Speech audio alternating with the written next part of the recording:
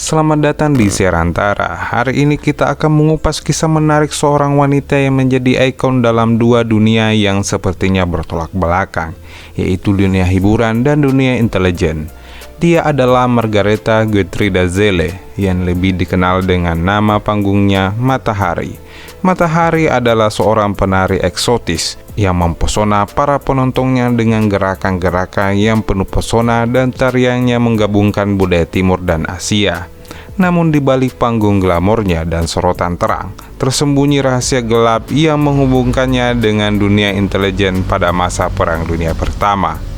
Dalam video ini, kami akan mengupas perjalanan hidup Matahari dari awalnya sebagai seorang gadis Belanda hingga perannya sangat kontroversial sebagai intelijen terkenal.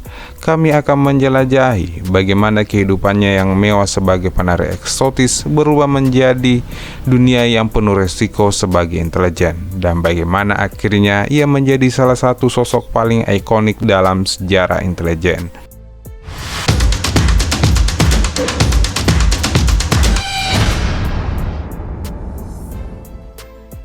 Matahari bukanlah nama yang asing di panggung pentas Eropa awal abad ke-20. Sebelumnya mengenakan nama panggung yang mengubah hidupnya. Margareta Gertruda Zelle lahir di Belanda dan tumbuh dalam lingkungan yang cukup biasa. Namun takdirnya akan membawanya ke tempat-tempat yang lebih jauh dan menarik. Pada usia yang relatif muda, Margareta menikahi seorang perwira militer Belanda dan pindah ke Hindia Belanda atau Indonesia. Di sana, dia mulai tertarik pada budaya lokal, tarian tradisional, dan kostum eksotis. Semua ini akan menjadi dasar bagi transformasi mendalam dalam hidupnya. Ketika pernikahannya berakhir dan dia kembali ke Eropa, Margareta memutuskan untuk mengganti nasibnya dan memulai karirnya sebagai penari eksotis dengan nama panggungnya Matahari. Tarian eksotisnya yang menggabungkan unsur Asia Timur, Tengah, dan tarian tradisional Bali berhasil menghipnotis penontonnya. Dia dengan cepat menjadi terkenal di Eropa dan muncul panggung-panggung terkenal termasuk Paris yang pada saat itu merupakan pusat hiburan dan seni yang berkembang.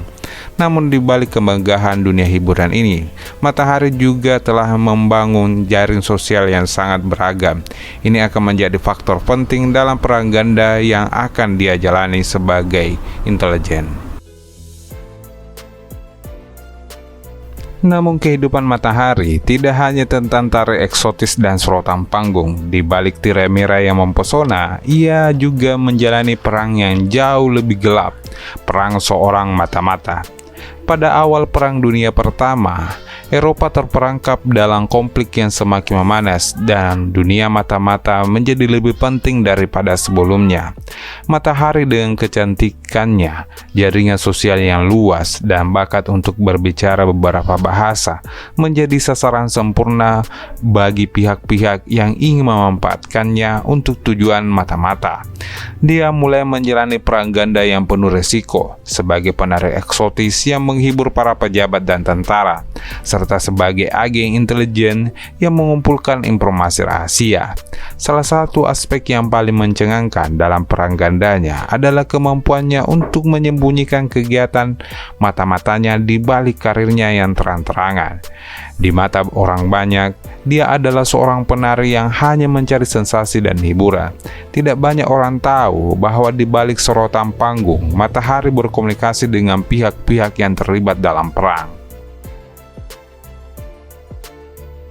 Matahari dengan kemampuannya yang luar biasa untuk mengelabui dan berbicara beberapa bahasa, segera menjadi salah satu mata-mata terkenal pada masanya. Dalam dunia mata-mata yang terus berubah menjadi intrik selama Perang Dunia, Matahari berhasil menarik perhatian intelijen Prancis dan Jerman. Pihak Prancis pertama kali menghubunginya dengan mereka melihat potensi besar dalam penari eksotis ini. Matahari dengan jaringan sosial yang luas dan akses lingkungan elit menjadi agen intelijen yang berharga. Dia memulai serangkaian misi yang berbahaya yang mencakup pengumpulan informasi militer rahasia dan rencana perang musuh. Pihak Jerman juga tertarik padanya dan Matahari menjalani perang ganda yang lebih kompleks. Dia mengirim informasi rahasia keduanya, tetapi pertanyaannya adalah di sisi mana sebenarnya dia berada. Apakah dia setia kepada satu pihak atau hanya mencari keuntungan pribadi dalam kekacauan perang? Selama perang gandanya sebagai penari eksotis dan mata-mata terkenal, Matahari melakukan perjalanan di berbagai negara Eropa dan terlibat dalam berbagai operasi intelijen yang sangat berisiko. Namun saat dia semakin terlibat dalam dunia intelijen, reputasinya sebagai penari mulai pudar dan dia harus menjalani hidup dalam ketidakpastian.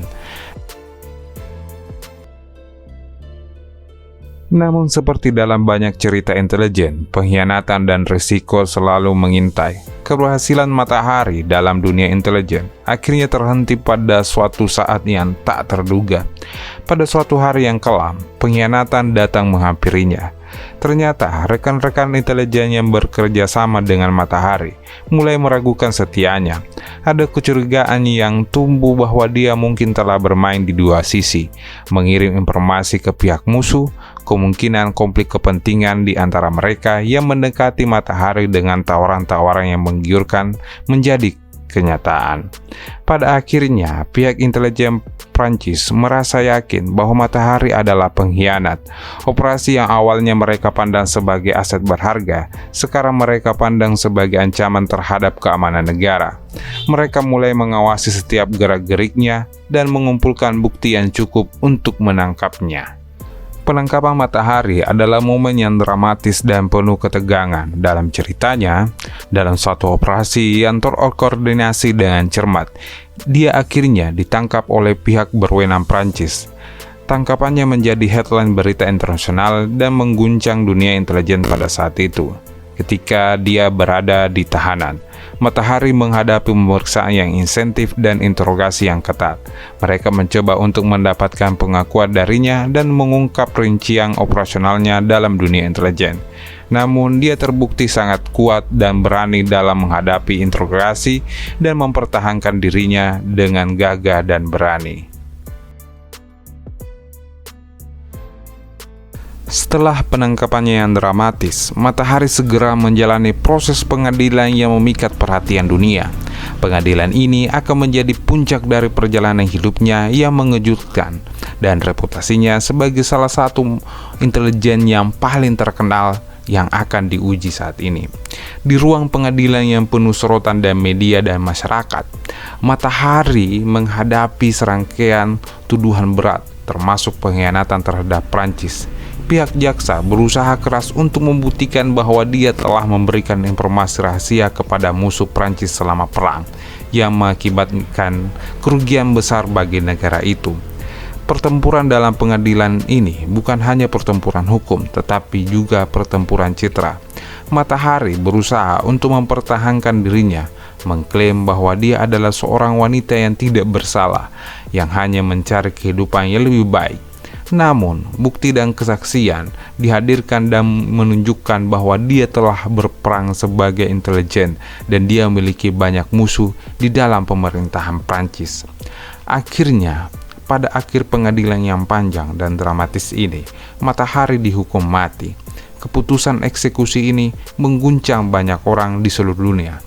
Meskipun banyak yang bersimpati dengannya, pemerintah Prancis merasa perlu memberikan contoh dan menunjukkan bahwa pengkhianatan dalam masa perang akan berakibat fatal. Eksekusi Matahari, sebuah peristiwa yang sangat kontroversial. Dia dieksekusi oleh regu tembak pada tahun 1917. Kematian tragisnya mengakhiri salah satu kisah yang paling ikonik dalam sejarah intelijen. Tapi pertanyaan-pertanyaan tentang sejauh mana dia adalah pengkhianat sejati atau hanya seorang wanita yang terjebak dalam permainan intelijen tetap menjadi subjek debat dalam spekulasi hingga hari ini.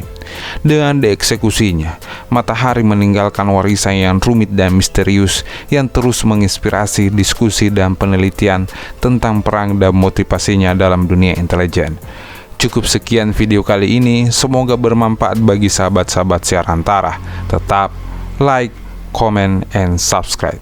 Sampai bertemu di video selanjutnya.